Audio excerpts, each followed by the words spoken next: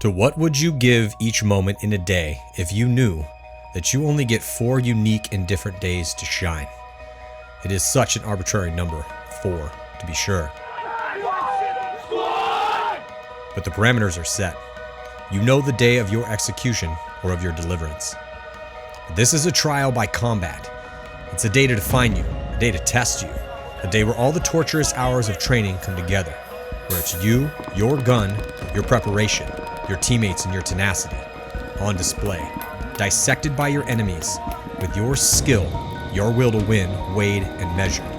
It is your chance to prove to the world that in this small slice of place and time, that you above all others are to be remembered, to be respected. In the sport of paintball, it will come down to Sunday, the holy day, where you get to earn your place in the game. And in 2021, you get 4 of these. So this is the story of many moments, but of 1 year of what happens on 4 Sundays. So hard, they have to, they know it, right? Smart fucking paintball. Malice is just saving the day again, and Malice gets the crossfield shot as well. Guys couldn't make the corner like I was as consistent. They get Konstantin Fedorov back. They have Todd Martinez as the coach. Randy Smith is intent on building a championship team. I got the chills, and I was like, we're going to win this tournament.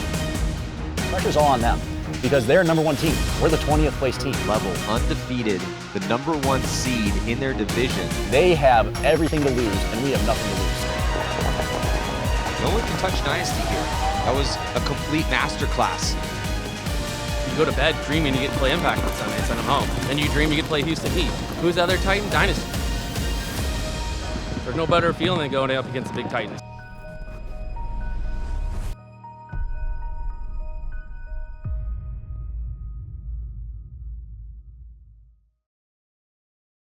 Welcome to Go Sports Live. I'm Matty Marshall. I got the MVP Archie Montemayor from triumphant yet again. San Diego Dynasty is just handling business and reigning at the very tippy top in professional paintball. It's just absolutely insane. 4 consecutive major victories in a row. We're going to touch base with Archie about quite a few things. We're going to talk about his performance personally, how he's kind of grooving with the squad, Dynasty just looking dominant yet again in this current incarnation because Archie has been here forever. And then the league just in general, because it is getting really competitive, and we had some upsets and some crazy stuff. Before we jump into it, after 18 years, I'm finally reprinting the excessive bear jerseys through JT. So yeah, it's a replica. Hit me up on the Matty Marshall SD Instagram right there if you are interested, and I'll give you guys all the details. So yeah, Archie, let's jump into it here, brother. Again, congratulations. The question heading into this year was, with you coming to Dynasty, with how stacked Dynasty already was, we knew you were going to fit in. We just didn't know exactly where. Would you playing D side, middle, snake side, the 1, the 2? Where was it going to be, right? How long was it going to take? Were you going to get, reps, or were you going to be a starter? I mean, we didn't really know. You yourself didn't know. I remember when we touched base, we always have you on the show. You're one of our leading lights. We got to bring you on a regular basis, especially when you dominate. But yeah, you didn't know either. So let's just start there. I mean, how did it evolve that you ended up playing basically kind of the first attacker? Obviously there's different looks here or there, but you won the MVP by smashing people a lot and having big moments, sometimes in low body situations on the snake side. Let's just start there. How did that come about?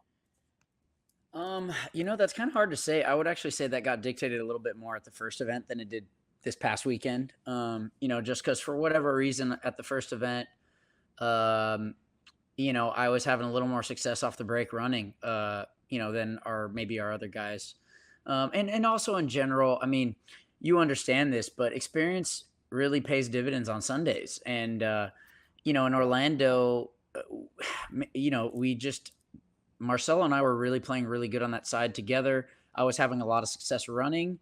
And, there really wasn't a whole lot of reason to change it if it was working well. So, that obviously, even after the first event, I wasn't anticipating ending the tournament playing the Snake 1 for the entirety of Sunday. But, things happen and you kind of go with your hot hand sometimes, or if everybody else is playing in a really good spot and I'm effective there, it doesn't really make a whole lot of sense to change it. So, but granted, after the first event, I remember having this conversation with the guys is that, maybe not in a perfect world, but I wouldn't suspect that that's where I'm going to continue to play for, my time on this team. But doesn't mean that I can't be effective there. Obviously, it's just that I could be wildly effective in other places as well, and it kind of just ended up kind of working its way out again. And,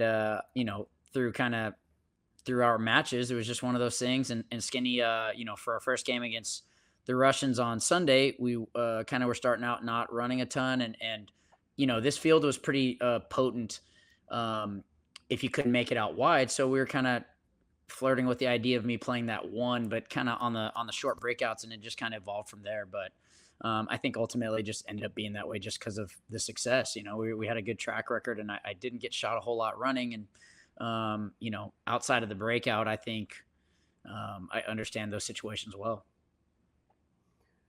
It also seems to me that, I mean, I've been watching you play your entire career because I played against you when you first got into the pro league back in the day and in the mid 2000s. And we discussed this. It's like, well, why the move to Dynasty, right? And you're like, well, man, look, I've been doing this for so long, and anyone that has been doing it for a long time, you're always asking yourself, why do you continue to do it? Because yeah, guys that are elite, guys at the tippy top, like sure, there's a little bit of money at stake, but it's not really, especially if you have a business or a regular job, it's not like enough to really, that's not really why you do it. You're not doing it for that extra chunk of change you get to put towards whatever, it just at the end of the year, it's not exactly a motivating factor. If you're young, if you're 22 and it's getting you off out of your mom's basement, yeah, 100%. You could definitely say you're doing it for the money. You're not doing this for the money.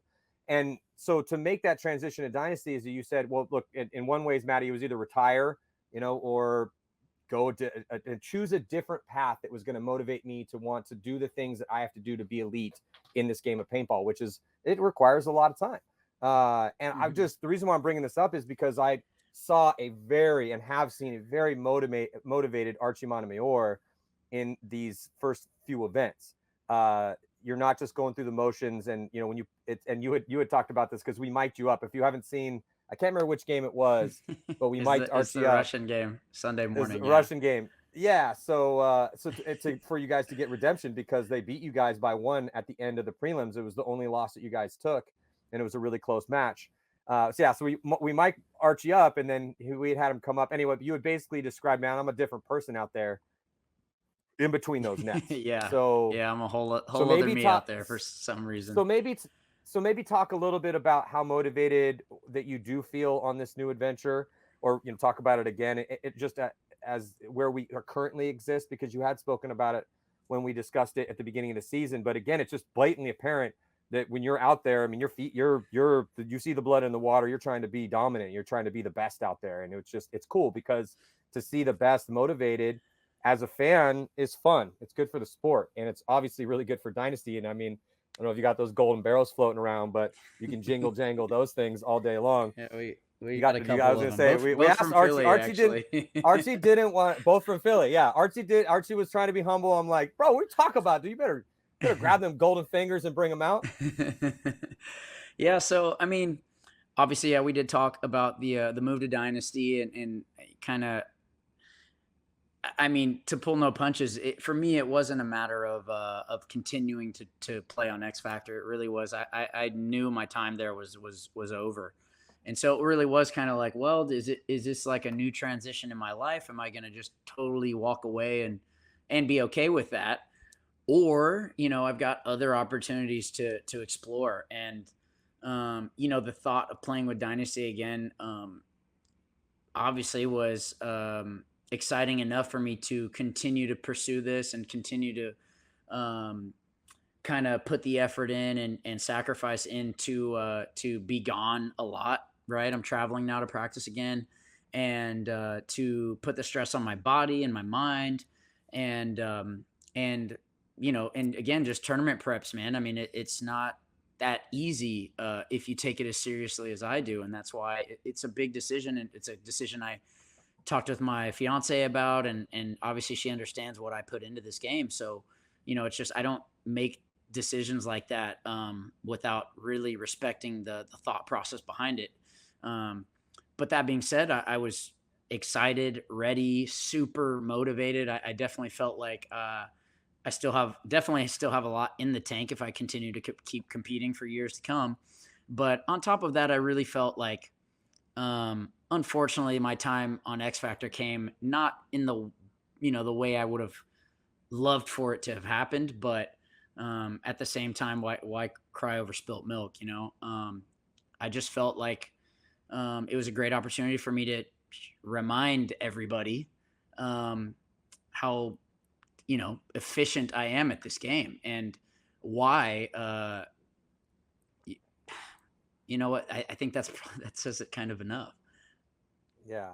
No, for sure. It is. It's just interesting because I've had this conversation with so many of the legends over the past, I don't know, even before when I was still playing and talking to some of the guys that weren't playing that I looked up to back in the day. It's just everyone has you have a physical and you have a mental trajectory. Obviously you're being catapulted through space and time to participate in certain things that you either will into existence or you are brought with other people with their swirling into their wills. And that's a conversation in and of itself, but then there's the mental situation as well too. Oh, did I lose you? No, we're good. Okay, cool. Just froze up for a second. Okay, cool.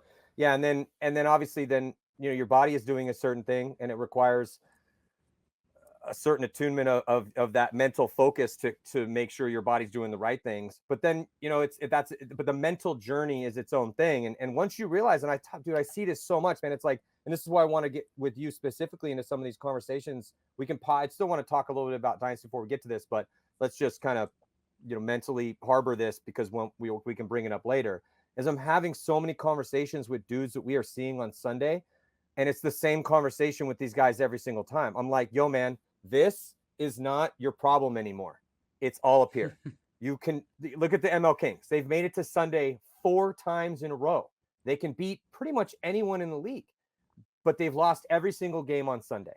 And then you have teams that are flirting with Sundays at levels, made it either they're making a Sunday or they're having a really hard time in the prelims. They're almost kind of like, at least in the past 4 events, kind of like the new Thunder. Thunder finally makes it.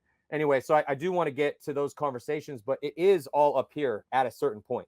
Yes, you got to take clinics and you got to work your ass off and you got to do drills to learn the skills required to even have any shot at all of being good at it. Or you don't. There's a lot of you could do, just have as much fun as you want to, just have a good time, crush beers in the parking lot, have a good time with your buddies. That's totally possible too. That's paintball for sure for most people. But there are people that want to go on a run and have really cool stories to tell themselves that aren't just about the fun you had hanging out. It was also about how good you were. So that being said, maybe talk to me, because you're all about that mental acuity, especially as you've gotten, a little bit longer in the tooth and you've been doing this for so long. I feel like that may be why you still do this, is because it is such a mental challenge. Talk to me a little bit about the mental games that you have to play with yourself and with others in order to be elite at this game. Like, what is required?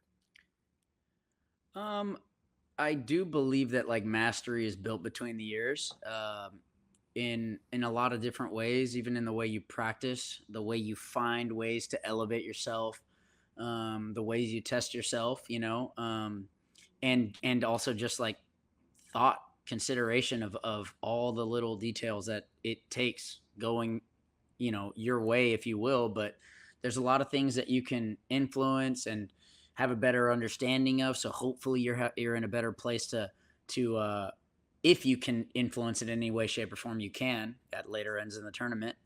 But yeah, I mean, I think in general, if you intend to be one of the best at anything in the world, you need to have your wits in check. And a lot of times that includes really being able to get outside of your own ego and your own praise in order to find ways that you can be better. Because if you're there just thinking you can't, if you think you're the man, and don't get me wrong, that can get you a long ways. But in my opinion, to be a real master of anything, you have to learn how to tell yourself you're not the man, so that you can understand how to get deeper and better without that constant struggle of fighting your own ego if you're really as good as you think you are, and being in control of your thoughts. You can use your ego as your friend and your well, yeah, essentially you can use him as your friend and get a lot more out of yourself by keeping him at bay a little bit and saying, you know what, at sometimes I'm going to be really great, but for right now, I'm going to tell myself I'm not that good so that I can get better. Right. And ego work, in my opinion, is probably one of the hardest things and things a human being can do. And it's also one of the things you just don't see that common, or I don't see that much out of, a lot of the league. A lot of people are grossly offended and don't want to listen and don't even want to soak up thoughts from the best players in the game or ever to have played. And, my heart's out to them, because if they could learn to grapple that little demon, they might be able to really channel something, the unknown, if you will. And it's literally anything is limitless when you can keep your ego at bay and really learn. So that's obviously something like I've spent a long time battling with and trying to get a hold of. And don't get me wrong, I mean, he gets the better of me at times too, but ultimately that practice of minding that has gotten me, I think, a long way. I mean, I don't have a whole lot of regret in my career, and sure, I have a lot of accolades, but I genuinely believe that I've made a mark on the game, in the industry, outside the industry, on the field, and I've got the respect of my peers, and to me, I feel pretty damn good about it. You should, bro. You definitely should.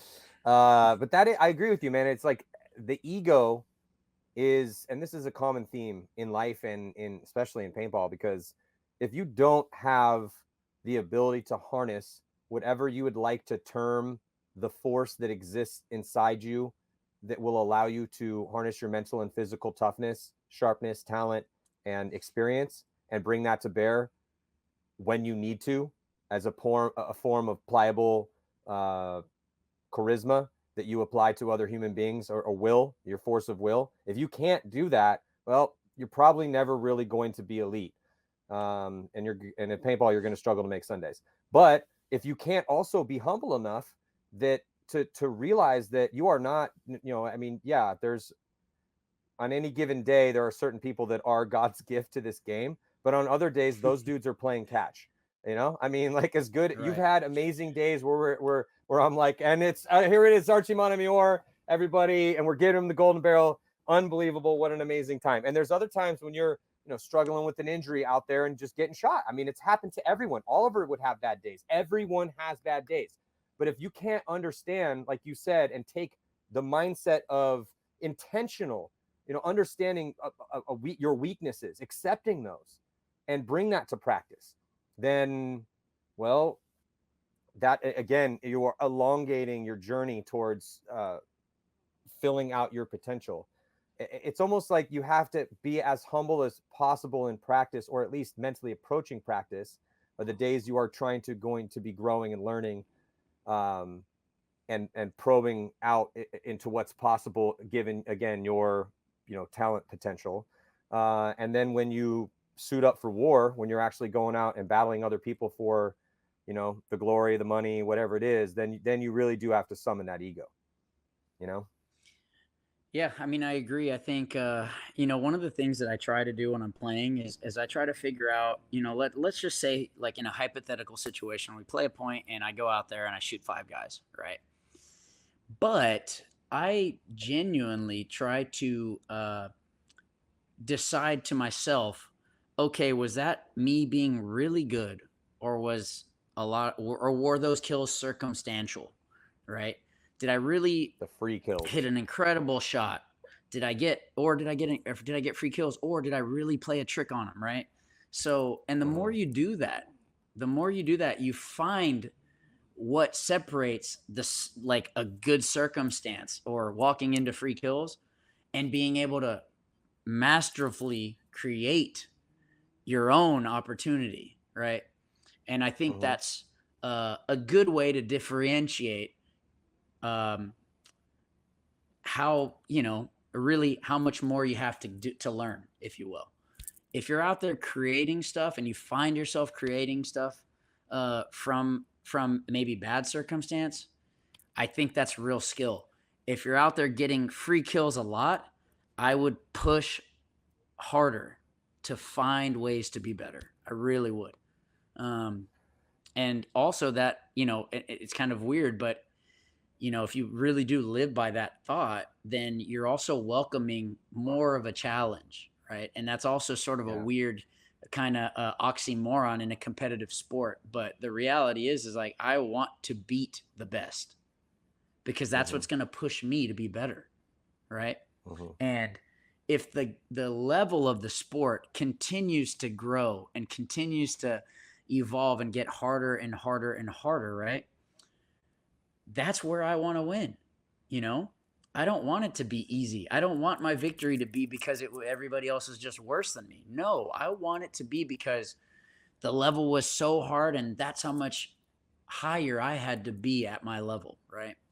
And that I really, I think that's a concept or a theory worth exploring a little bit more instead of the kind of like, whatever, as long as I'm better, that's all that matters, I think relative to the skill and also influencing the direction and the skill that it takes to play this game is really important.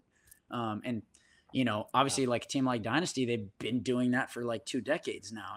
And it's pretty cool to kind of now, obviously in the most competitive moment in paintball, the team's still finding a way to do it. Yeah, I was ever. I don't know. Did I send you this? Me and Archie know each other. We'll send each other. We hang out sometimes, play golf, and I've known this dude for a while. But so I can't remember if I sent you this. I definitely sent it to Ryan and Alex because you're not that old yet. I mean, you're getting up there, but you're not like. I'm 36, so. Okay, so then did I send this to you? I can't remember if I did. Remember, it was I don't remember. Me. It was like a meme. It was me in my head. Man, I'm only 35. I got most of my life in front of me. Sports announcer. There he goes, 35 years old, the oldest man in the league. He's a miracle. It's unbelievable. Yeah, I know. It's like, no. Yeah, I mean, I'm looking at a few 40-year-olds on my team, so I feel all right about it. But yeah, bro, you got some time. I honestly, though, I do kind of, I mean, obviously, like, age is a number, and how you feel is dictated by your routines and the decisions you make. And obviously like that's its own practice in and of itself. And it's something I'm kind of leaning into a little bit more and really exploring. And I'm, quite literally enjoying it quite a bit. But yeah, I am kind of curious to see how I'm going to be feeling and looking out there, maybe in a few years. Yeah, it's that's why I kind of opened the show because we were talking about that is the mental and physical journeys. And I'm glad that you said that because 100%. Age, if you play competitive sports, age is definitely a number. If we want to sit there and talk about like, oh, age is nothing but a number with your soul and how you look at the world. Yeah, absolutely, man. I've met really old, grizzled, salty 25-year-olds that just hate the world and are just waiting to die. And I've met super light spirited old souls that are 85 and I mean, it feels like they've also just got here, but I've also been here for millennium, so there's all shapes and sizes. But if you're playing competitive sports, age is definitely a number, but it has to do with how are you keeping your body whole? I mean, and also what type of sport are you playing? Paintball is very much a martial art. It's like, if you look at mixed martial arts and you look at who the best are, typically it takes them a long time, the whole 10,000 hours thing, to get mastery of all of those different physical movements, and then the mental movements or the mental understanding and experience of when to execute certain physical movements. And so, for the past long period of time, we've seen dudes in their late 30s and early 40s absolutely crush it in mixed martial arts. So it is, and yeah, we had a youth explosion with paintball back in early NXL, but that day is dead and gone. And now it's the time of Dynasty at 40, absolutely crushing it. And everyone that's won an MVP in the past, a while is at least 35, or close to it, except for Marcelo. Sure. I think Marcelo's creeping up on it as well too.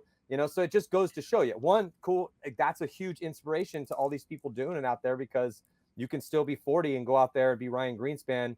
And, maybe if you're good enough one day, win an MVP on the pro field. But I don't. couldn't the agree point- more. people Why keep- not? I just want to throw this to you because I'm wondering, but it is a number. So I'm wondering at what age is, because people keep asking me, they're like, how much longer? They were asking me before this current run, how long do you think the Dynasty guys can do it? How long can you think the Shane Howells of the world can do it? And I'm like, dude, I don't know. We're about to find out. It's up to them. I mean, they're at the, Shane Howell will still shoot people. Dynasty still win tournaments. It's until somebody on DMD shows up and obviously head and shoulders plays the snake better than Shane Howell, he's going to continue to get spins. He's damn near 50 years old. Mark Johnson still has really good points out there. He's in his mid 40s. Like, come and take these spots, kids. Like, they're there, dude. Like, it's there. If you really come in Dynasty, like Archie said, he wants the best of the best. Come bring it. Where's the new X Factor? Where's the new Dynasty? Where's the new Excessive? Where's the new Iron? Like, where is it? Where are these dudes? Right. So I know they're, but that's there, and they're, maybe it's the ML Kings, right? Or who knows who it is? But there are these young up and coming guys that want it, and maybe but I just thought it's interesting because you literally just said that I want to play the best of the best, but come get it, because I'm just going to keep dishing out kill after kill after kill and stack these golden barrels until somebody's obviously better than me, and it's going to be difficult for you. So good luck. Well, I mean, maybe I will, or maybe, at some point I'll just say that I'm ready to not play anymore, but I don't know the answer to that yet. And honestly, I hadn't quite thought about it, but I have no idea how long, like Ryan, Alex, Yosh, like those guys want to continue to do it.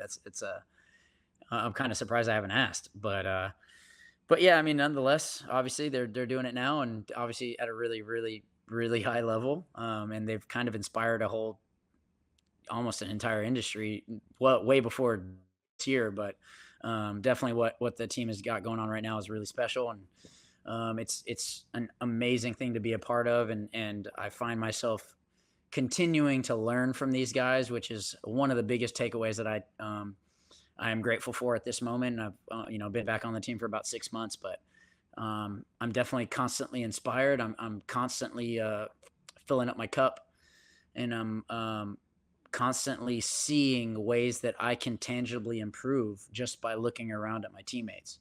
And that's a really good feeling. It makes me it has me feeling really just grateful, really, really, really grateful, and happy to be a part of it. And it's obviously it's special with the 2 wins in a row at 4 for these guys.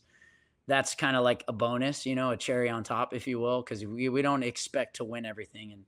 And if we were playing the game just for wins, you'd be an idiot, because they're hard and they're few and far between. But typically, all those things, typically all those things, plus the bonuses of the wins, it's been an incredible season so far. Let's kind of get into the nuts and bolts a little bit. It really has been. It's been an incredible run. I mean, there's not enough hyperbole or exaggeration to describe the greatness of this current run, to be honest, because just go back and look how hard it is to stack these wins up. I mean, Dynasty's essentially had, up until Texas, they had 21 wins in a row. There's 4 major events in a row. And yeah, they did not make Sunday at the minor event. It was a quirky event, blind layout. But it was really just they won both their games on Saturday. It was one bad day. Dynasty's had one bad day of paintball in about a year. That's insane. These dudes are 35, 40 years old, like just proving what's possible out here. It's just setting a new bar. It's fucking badass, man. God bless them. I hope it goes on as long as possible. So the next people come up, there's no excuse. It's like, okay, how old are you? Oh, you're 32. Oh, okay. You've already won paintball tournaments, or what's your excuse? They did it. Are they just that much better than you? I mean, let's be real here, right? I mean, what's stopping these other teams? Is it there's just better luck? Are there paintball gods that they actually are blessed by? I don't know. That's not for me to know. As a human, it's not for me to know the realm of the gods. Yeah, I mean, I don't know. To me, we were talking about the mental stuff earlier, but it really is what separates, the elite and the not so elite is just the resiliency to get through whatever it takes to get where you need to be or where you want to be. And that really is the only difference. It just, no matter what, above all, the resiliency to get through whatever is keeping you from being where you want to be. And that is like not just a paintball tip, For sure. Dude, just real quick before we move on, because I know you love this stuff. Because I do, before I let you go, I do want to pick your brain about some of these other teams, because we're kind of at a crucial juncture here for everyone. It's midway through the season. We haven't got through until we really get through the second minor and see who's going to show up to that. But so there's some of my favorite books that you read and you're like, oh, okay, I know so much about the world now, because that actually makes a lot of sense.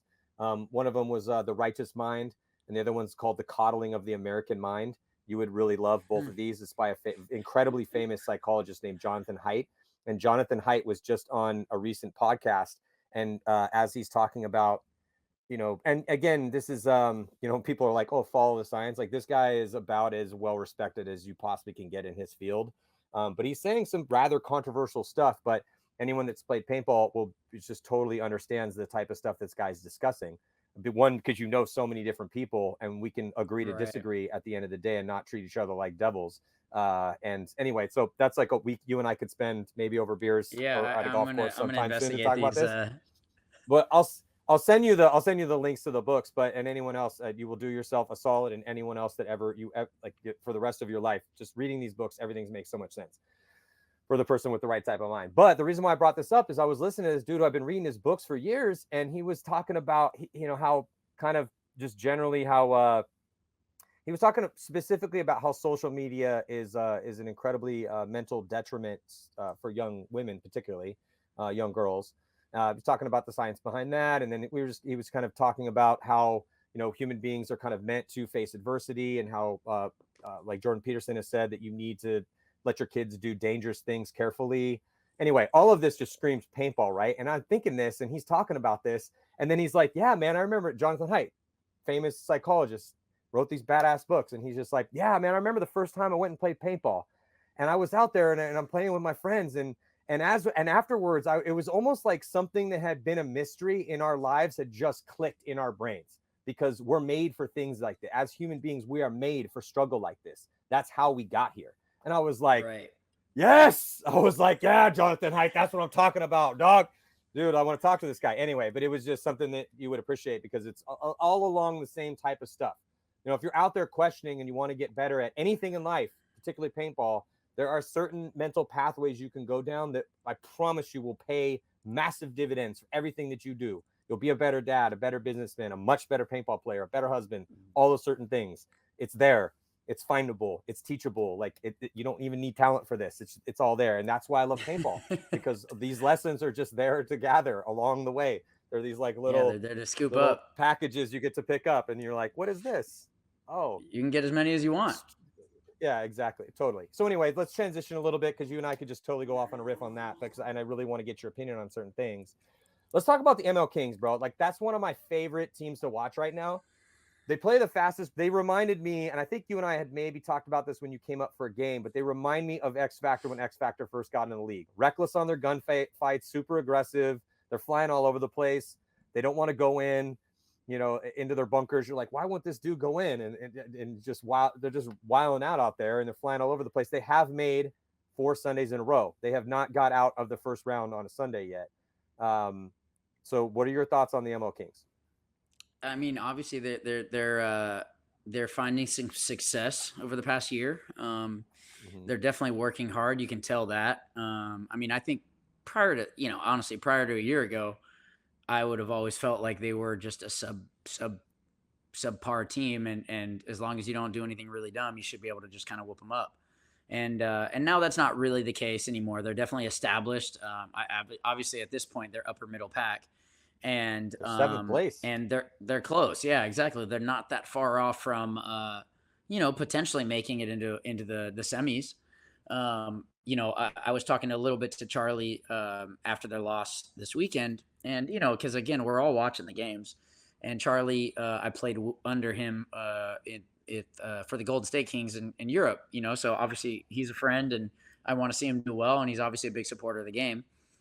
And so I was just talking to him a little bit about like how, if they can get their like mental side figured out a little bit more, it would really go a long ways for them. And that includes strategy and understanding every aspect of that, whether that's the way you're playing, the way they're playing, and the way the clock is playing both of you.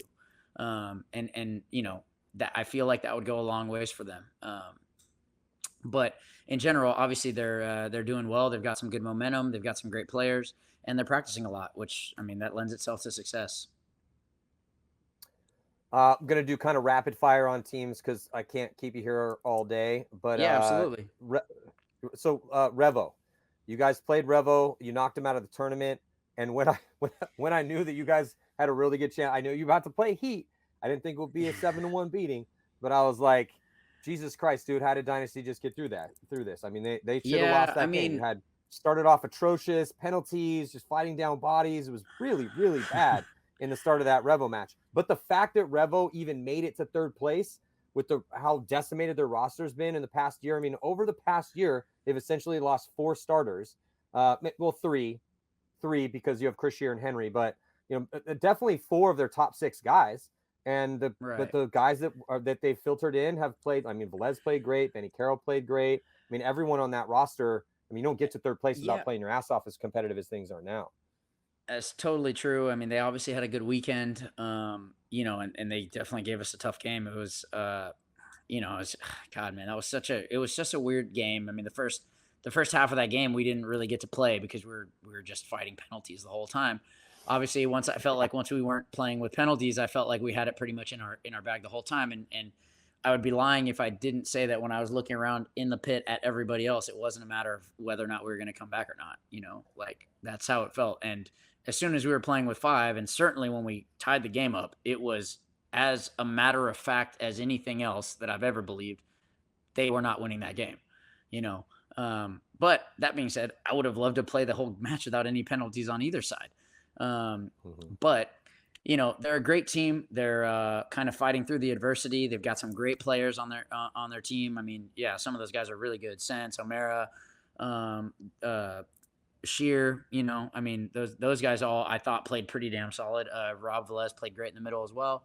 I mean, they've got enough talent on that team to do well. They just got to figure out the little kind of nuances and figure, I mean, dude, it's tough. It's really tough at the top level. It takes a lot of experience, and a lot of times it takes losing in really bad situations to get that experience. But I would, they're doing the same thing everybody else is, taking their licks and trying to get better,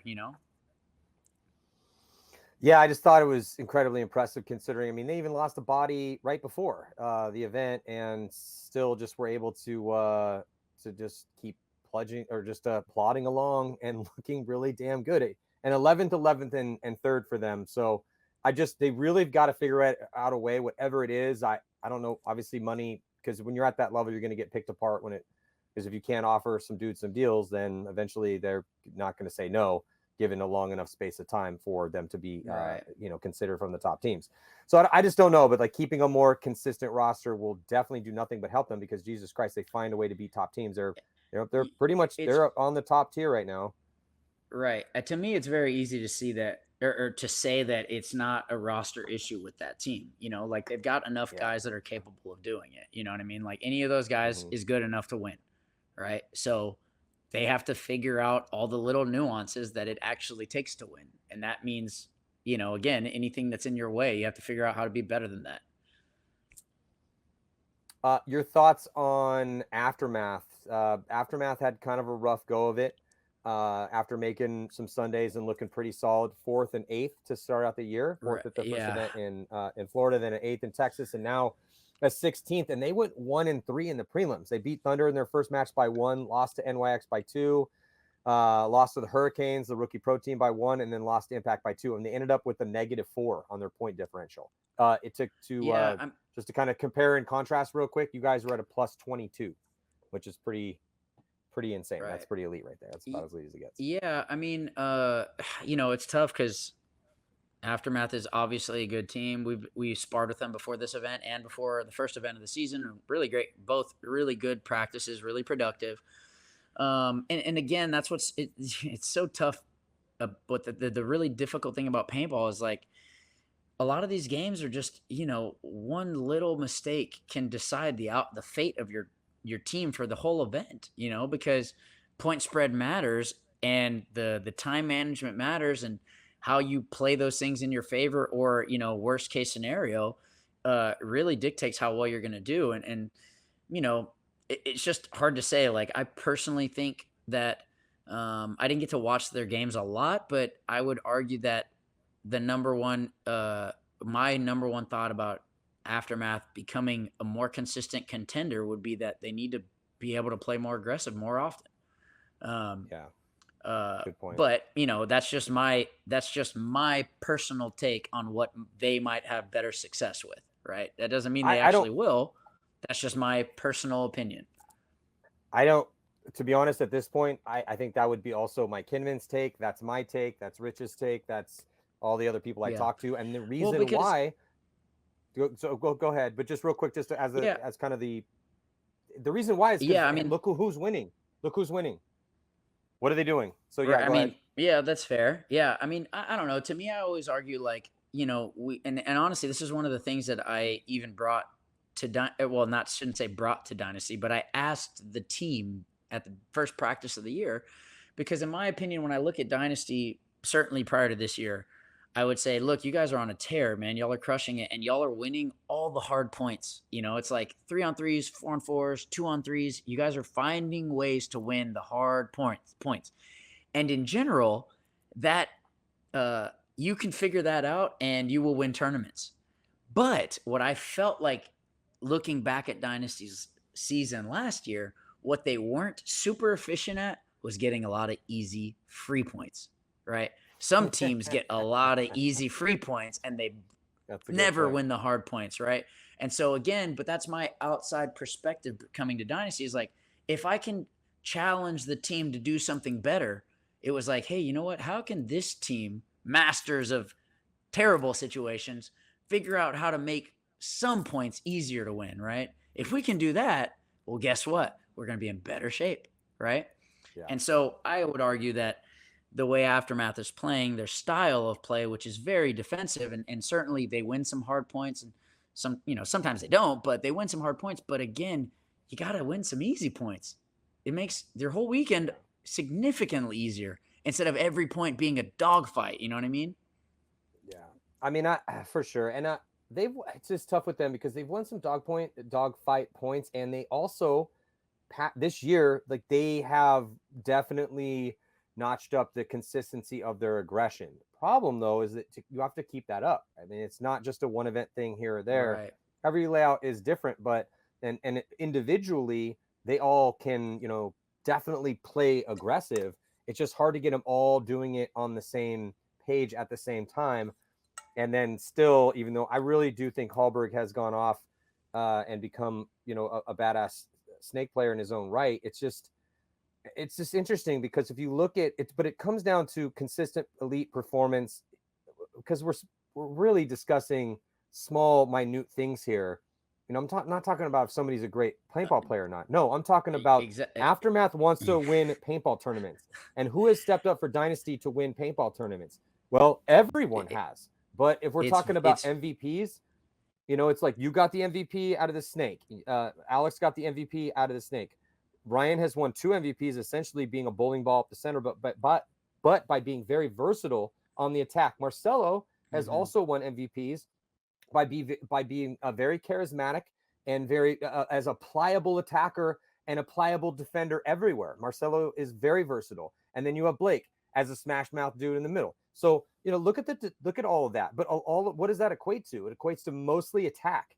And so that's kind of the situation, is that, yeah, man, I mean, until Aftermath develops probably at least 2 elite snake threats, you know, they have one on the D side. His name is Thomas Kim. And then they got another one. His name's Frank Antetomaso. And they put Frank in the snake this time a bunch. But it was just, and then you guys had put Mike Urena on the D side, and Urena went off over there too a bit. I mean, he was badass on the D side. That's what makes it scary for the elite teams. Right. Well, there's zero doubt in my mind that, you know, I mean, any of the top 10 teams don't have the roster capable to do what it takes to find out, you know, to break through and win. For sure. Right. For sure. They're all more than capable, wildly more than capable. But again, there's a lot of things at play and a lot of factors and a lot of little tiny little magic tricks. And sometimes, you know, it's daunting, and that's the difference between the guys that figure out how to win and those that don't. It's just being mindful of all those little factors at play, and you know, either being able to tap in or read into them, or you know, influence them a little bit one direction or another. And that's kind of, you know, that's how tournaments are won, essentially. I mean, everybody in the pro league is capable. You know, it's just how bad do they really, really, really want to figure it out, you know? Well, and if you, and Arch, if you look at, let's just go down the list real quick, top 12 essentially. So you have, you know, Dynasty 4 majors in a row, one bad day of paintball in a year. Then you have Houston Heat. Last time they won an event. This year they're 6-3-2. They won an event, second event last year after they just picked up Tyler. Tampa Bay. So are you going seventh, down? Are you going down the season rankings right now? Season rankings right now, Okay. top 12. I'm just saying, just kind of just to put the exclamation point on how difficult it is to win events, right?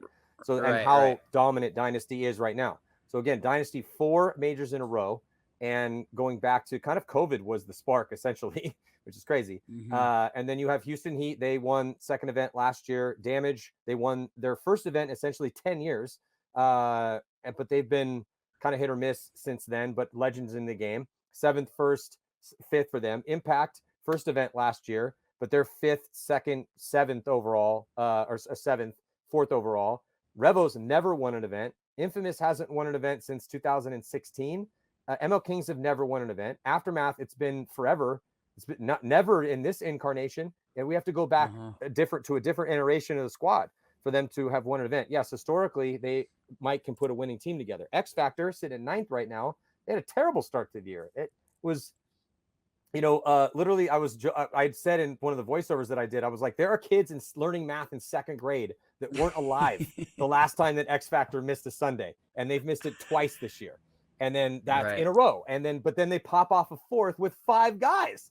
Like, that's how badass X Factor is when they're on. So that was really cool. It was like, that was one of my favorite stories to watch this entire event, was X Factor's 4th place finish. 2019, and then they won 2. But since then, it was a bunch of seconds, even though still, I mean, they're arguably the second best team of the past 2-3 years. Hurricanes just got here, never won, made 1 Sunday. Energy Elite never won, made 2 Sundays. Level 2 Sundays, never won. Legion's all the way in. I'm just kind of going down the list. Legion 13th. Been a while since they won one. COVID messed them up. Now we got all this crazy war stuff. Diesel never won one. They've been disappointing. Thunder never won one. Saints, again, it's just, that's how hard it is. That's where we're at right now. And it's just, and I can continue to go down the list, but it's a small club, bro. And then there's there's a method to the madness. Yeah, being consistent is very hard. You know, it's just really incredibly difficult. I mean, there's a lot of things in paintball that don't lend themselves to being consistent, one of which is a very deep league. You know, there's a lot of talent. That makes it hard to be very consistent. And then, you know, a lot of those things we were talking about earlier on what it takes to win. You have to be really, really, really good just to be consistent, let alone win.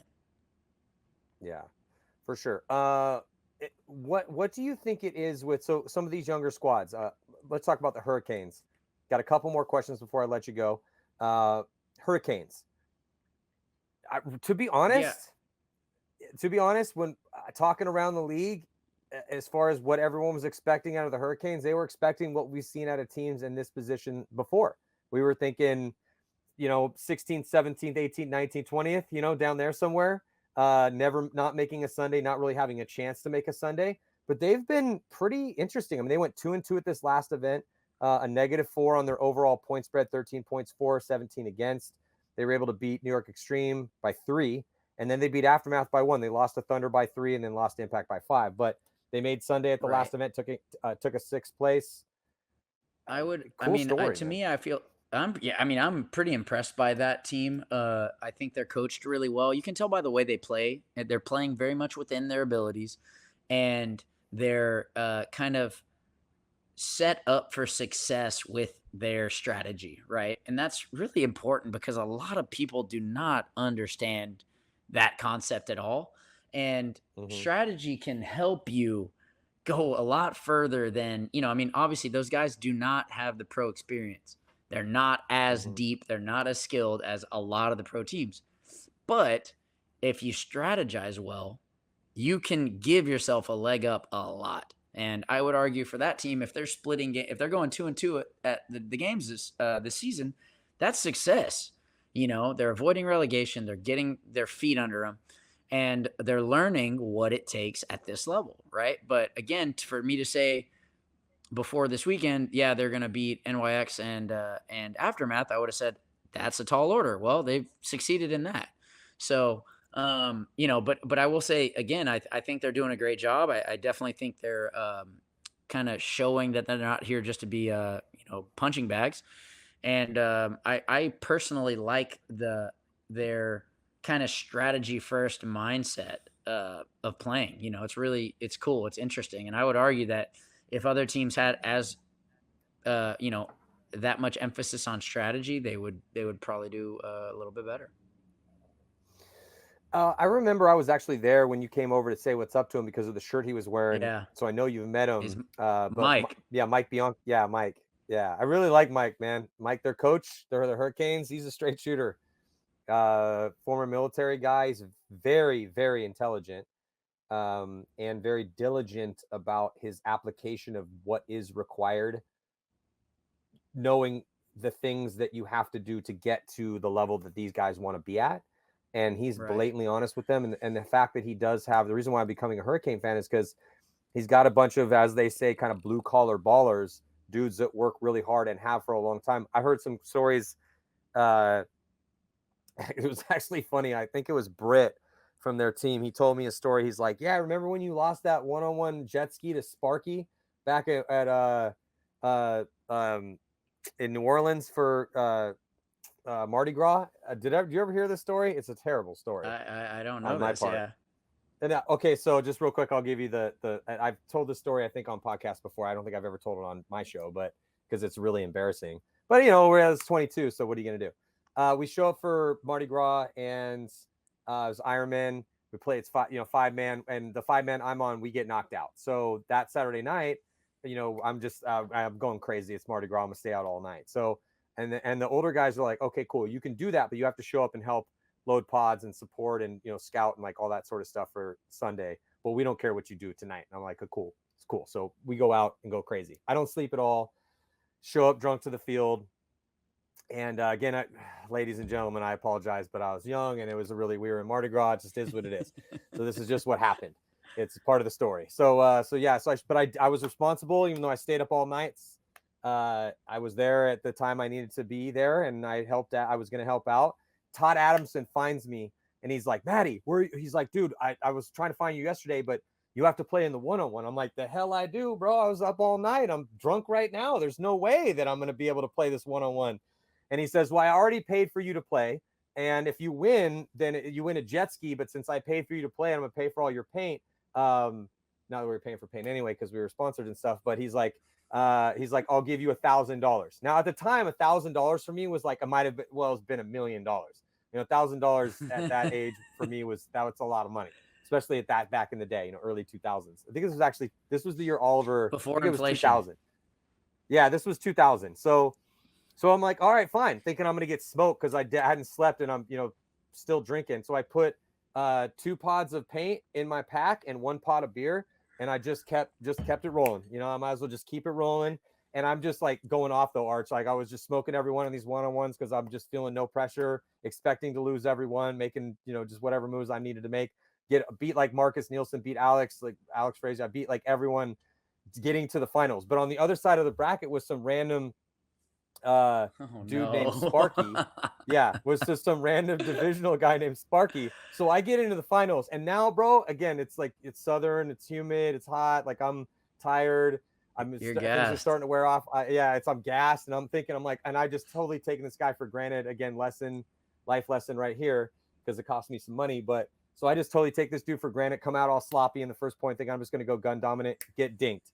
You know, just like right out the gate. And then I'm like, okay, great. So I'm down by 1 as best 2 of 3, come back, win the next one, and then lose another stupid gunfight. And so I lose the jet ski and the $1,000 to this dude named Sparky. And he gets up there, you know, on the mic, and he's like, I didn't come here to lose, boys. You know, anyway, so Britt had Britt from the Hurricanes on my trajectory towards getting to play Sparky. And I hate telling the story because it's just, well, whatever. You got to tell the stories where you look like shit and the stories where you're the MVP holding up golden barrels, because at the end of the day, they're kind of all the same. But anyway, so he was, Britt had said from the Hurricanes, he's like, yeah, I go up to one of your Ironman guys while you were playing, and I was playing. I get apparently some dude from one of their teams that had entered, and at the time he was a kid, and he's like, I'll tell you what, if Matty beats your guy or beats my guy, then I'll let you punch me in the face. And then if my guy beats Matty, like, I get your gun. And I don't know who it was on my team was like, okay, yeah, kid. Yeah, sure. Oh You got my that bet. No problem. Matty's going to smoke this dude.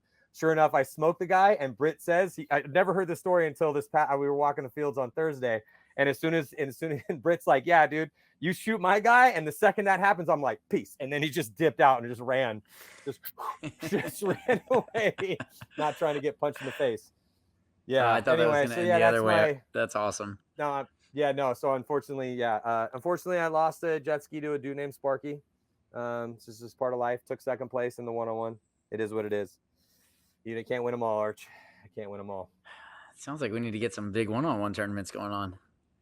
Well, we definitely can do that. I mean, we did them during COVID, and I mean, it's always been one of my dreams to do 1-on-1 tournaments, because I just feel like we can put so much emphasis on that. And if done the right way, we could have a big prize package, a lot of shine to everyone. It's just, if people are down to do it, a lot of people are scared to play 1-on-1s. Look at the coin duel stuff, Yeah, I guess I'm just the coin duel. That's funny. Yeah, I don't know. I mean, I think a big 1-on-1 tournament, and not like, I think it done right could definitely get a draw, and I definitely think there's room to make a pretty fat prize out of it. But yeah, it'd be just interesting, I guess. I mean, 1-on-1 is definitely not the true test, in my opinion, of paintball, but it's still there, and it's fun, and it's enjoyable, and there's definitely there's definitely a lot of skill involved too. But Archie, there's so much luck, bro, because that's the only reason I lost to Sparky, dog, is because of this. It was just luck on his part, man. I mean, obviously I was the better player that day. He hit a lucky shot twice, right? He just hit a lucky shot twice on me. It had nothing to do with the fact that I took him lightly. I didn't sleep and was drunk. Not at all, I did a pro tour paintball tournament thing against Ryan Greenspan, and I won. And obviously that was like all luck involved the whole time. So that's the only thing you can say about 1-on-1s is there's there's a lot of luck involved. Yeah, that's true. But I mean, there's a lot of luck in everything. There's a lot of luck in regular paintball. There's a lot of luck in life in general. Like, I was super lucky to be born in San Diego. You got a badass last name like Montemayor. Like, it's dope. I mean, there's just a lot of luck in certain things. I guess that's not. Hey, we're looking. I mean, luck. We're talking at each other through a screen, man. I mean, I would say we're pretty lucky. Yeah, absolutely, 100%. Okay, so kind of last question, even though I feel like we could keep talking for hours, but is that as far as this upcoming event for the younger teams, energy level, I almost feel like we have to put ML Kings in another echelon right now. To me, the ML Kings have kind of solidified themselves to be above the pack when it comes to all these other younger teams. Hurricanes, Energy Elite level, Thunder, Thunder just because of the mixture of the two. That's definitely fair to say. They're seventh, I mean, they're close. 4 Sundays in a row. Yeah. But that's my point, is that other than ML Kings, so if we just include Hurricanes, Energy Elite level, Thunder, Diesel, I mean, I guess we can put. These other teams aren't younger. Those are the new teams on the block. Who do you think's got the best chance moving forward?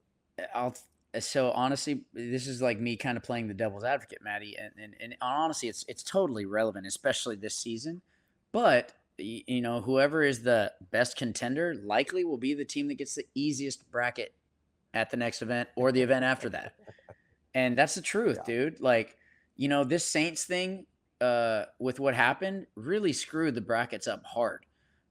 You've got a team that buys in at a really low spot, and then they power up with a bunch of guys that are really good. They go and take second place, and then they leave. What that does is that provides a huge difference in the gap there between your hardest team in your bracket, and essentially that's an easy route to make Sunday. And on the other side of it, like in our instance, we get a tougher bracket because of that, because our top teams, we're a top team and we're playing other top teams in our bracket. And, just is what it is. But the coin flip or the hat pull, in my opinion, certainly this year has been it's a big factor as to why the season rankings are so all over the place this season. Obviously, it's not that big of a deal because we won 2 of the events, but for some of the teams, like for X Factor, I would argue that if they didn't get a super difficult bracket at the first 2 events, which Dynasty happened to be in both of those, they would probably be in a better faring at this point in the season rankings, right? And also, like Infamous, again, we had a really tough bracket here at Philly, and they end up not making the cut because our bracket's so difficult. Whereas, like, in some of the other brackets, you're playing Saints as your number 1 team, and their plus minus is like a minus, I don't know, 25 or something. It's basically giving teams free point spread. So like I would argue that at this point in time, the best middle of the pack teams were honestly the ones that just got the better brackets. And I honestly know that's quite a valid point.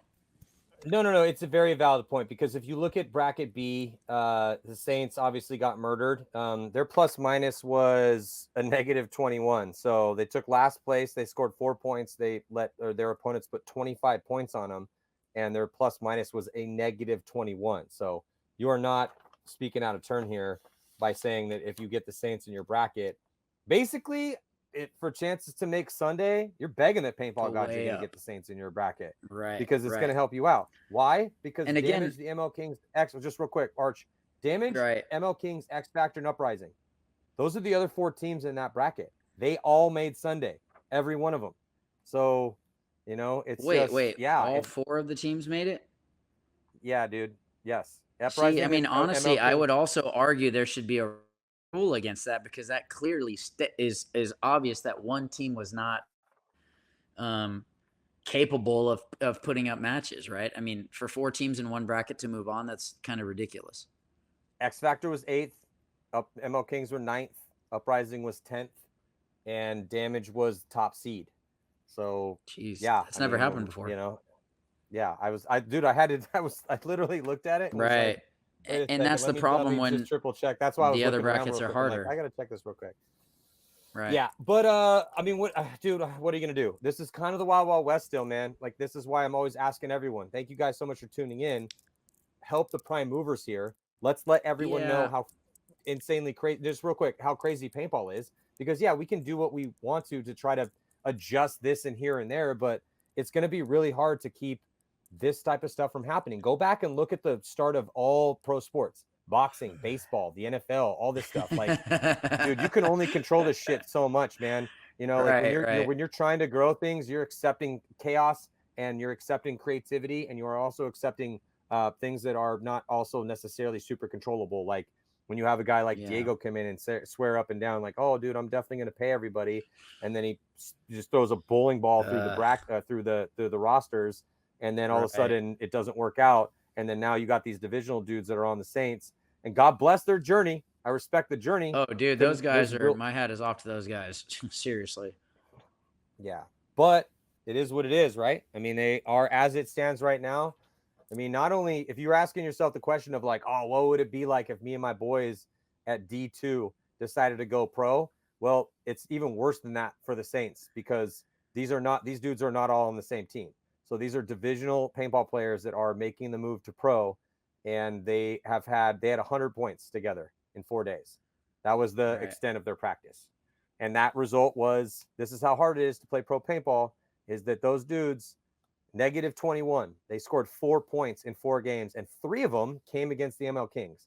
So the other 3 games, they scored 1 point. They got shut out on Saturday.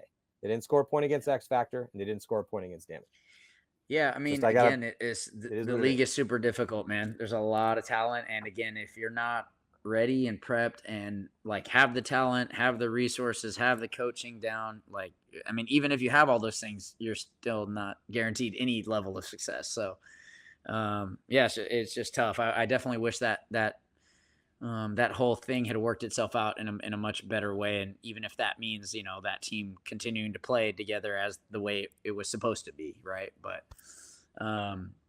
But yeah, well, I mean, whatever, it just is what it is. But that's definitely my prediction for the best middle of the pack teams going forward for the rest of the season. I mean, hey, brother, as far as results, hey, but I love that you were dialed in on what I was asking you to answer, but it was more, to me, was your feeling.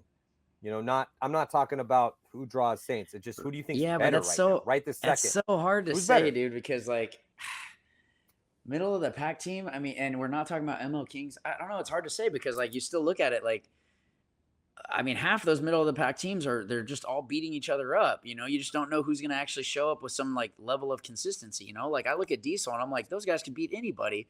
And then they go out there and I watch them play and I'm like, man, why aren't they playing better than this? It's and don't get me wrong, we've been talking for an hour about how hard paintball is, so I understand that. But I've seen all these guys pull off stuff that they're capable of pulling off. So I don't know how long it will take certain teams or players to figure it out, but they've all done it before. It's just about kind of getting out of your own way. Just real quick, because I want you to talk about project stuff, and we got to sign off here because I got to let you go. Yeah, for sure. Okay, so but just as it stands right this second, we played 3 events here in 2022.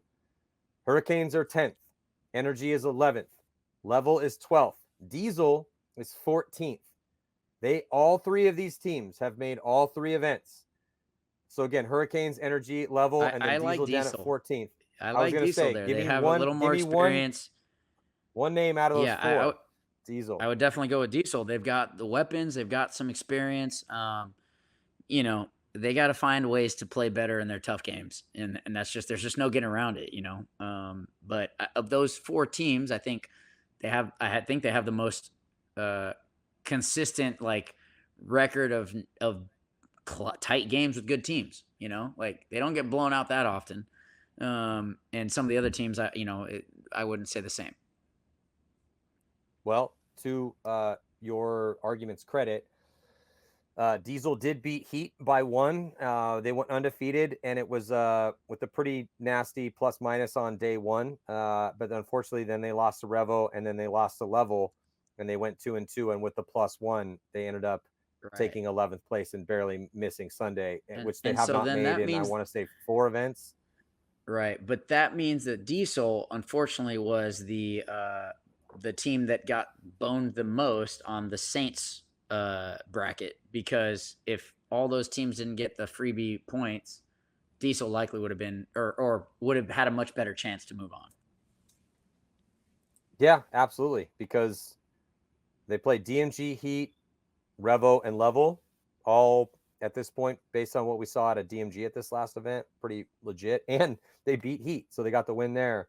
They just dropped the ball against Revel and Level. Yeah, man. I mean, guys, it is what it is. Until the Saints get better, you want to draw the Saints in your bracket because it's a bunch of divisional paintball players playing pro. It is what it is, and you're going to have to bet. Now you got to run that score up because the ML Kings, well, actually they put up 8 points on them, so they was a win by 5, but it's still pretty good. Anyway, talk to me about project and before I let you go.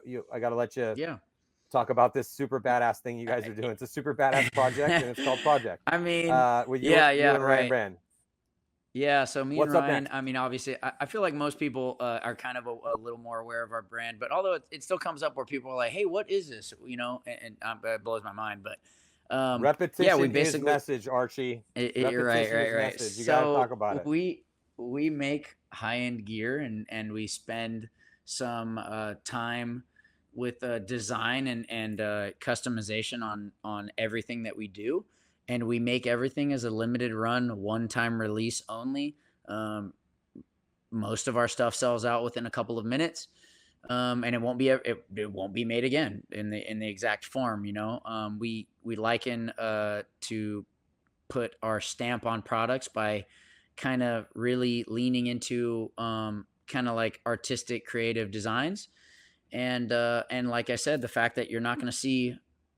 When you buy one of our things, something from Project, you're not going to really see it at the field from anyone else, and that's part of the part of the kind of niche about it.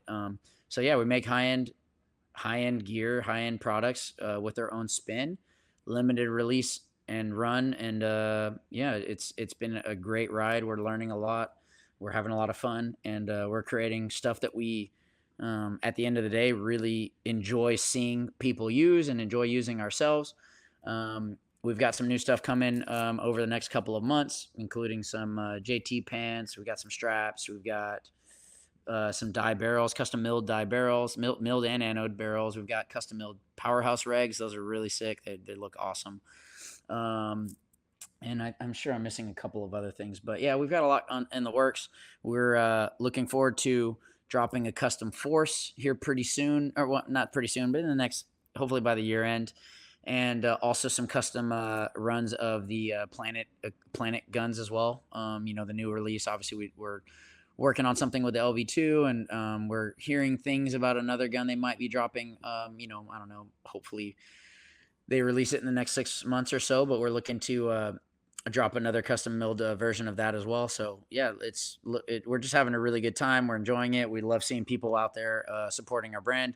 And, kind of being involved in the industry in that way has been really, it's been really rewarding. So yeah, it's been great, and we appreciate everybody supporting.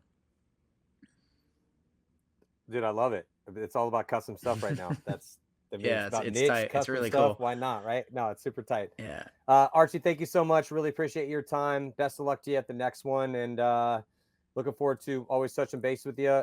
Hit me up, brother. Let's play another round. Yeah, there it is, dude. Look at that. Golden fingers, brother. He's got 2 of those things. Yeah. Just dominating. Yeah, Archie, I'm proud of you, man. Dude, you played your ass off at that last one. It was just so fun because we touched base at the beginning of the season, and you were, waxing poetical and philosophical about like how you were kind of looking at the world and paintball. And then sure enough, you get in there between the nets, and you're the #1 attacker for Dynasty, just slaughtering people on the snake side, winning low body situations. Dude. And just another dominant performance, bro.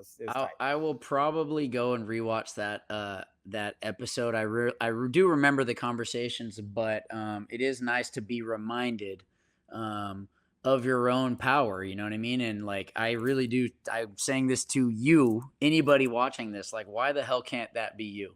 Seriously. Yeah. And I welcome you to answer that for yourself, to be honest with you. And I promise you, along that journey, you will find some rewards.